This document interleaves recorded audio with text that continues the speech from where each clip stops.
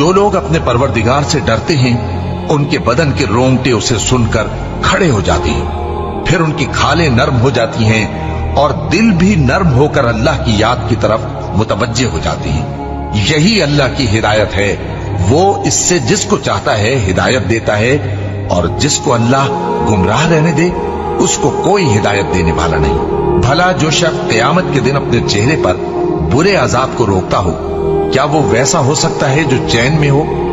اور ظالموں سے کہا جائے گا کہ جو کچھ تم کرتے رہے تھے اب اس کے مزے چکھو۔